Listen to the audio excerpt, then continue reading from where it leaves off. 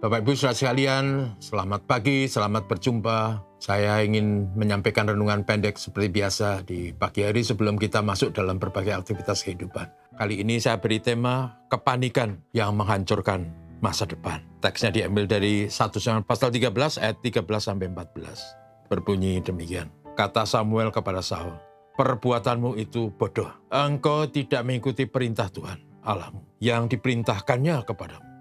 Sedianya Tuhan mengokohkan kerajaanmu atas orang Israel untuk selama-lamanya. Tetapi sekarang kerajaanmu tidak akan tetap. Tuhan telah memilih seorang yang berkenan di hadapannya dan Tuhan telah menunjuk dia menjadi raja atas umatnya. Karena engkau tidak mengikuti apa yang diperintahkan Tuhan kepadamu. Saudara sekalian, bangsa Israel dahulu dipimpin oleh para hakim. Kemudian dalam perjalanan waktu, bangsa Israel merasa tidak puas dan ingin seperti bangsa-bangsa yang lain. Dan mereka meminta raja.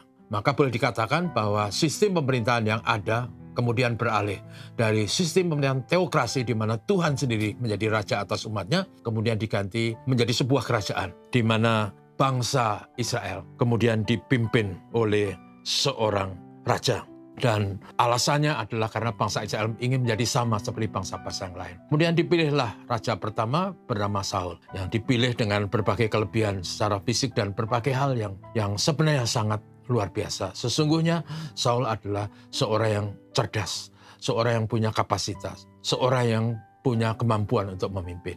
Sayangnya Saul punya kelemahan, yaitu gampang panik. Kalau sudah baca di pasal yang sama, ayat sebelumnya sudah akan menemukan pada waktu itu orang Israel sedang berhadapan dengan orang-orang Filistin dan berhadapan untuk berperang.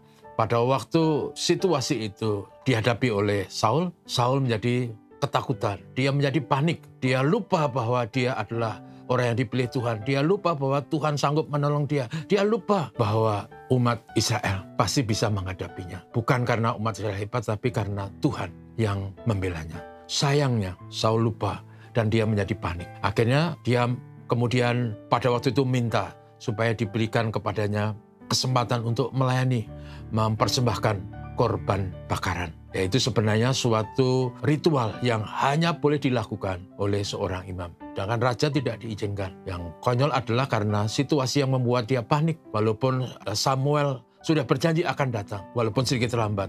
Sayangnya dia tidak sabar karena panik. Lalu dia melakukan yang seharusnya tidak boleh dilakukan. Dia mempersembahkan korban bakaran. Sehingga yang terjadi adalah kemudian Samuel datang dan seperti teks yang kita baca, dia berkata, perbuatanmu itu adalah kebodohan. Sesungguhnya Tuhan telah merencanakan bagimu kerajaan, bagimu yang abadi. Tapi karena kebodohanmu, kamu tidak mengikuti perintah Tuhan, tidak mentaati sabda Tuhan.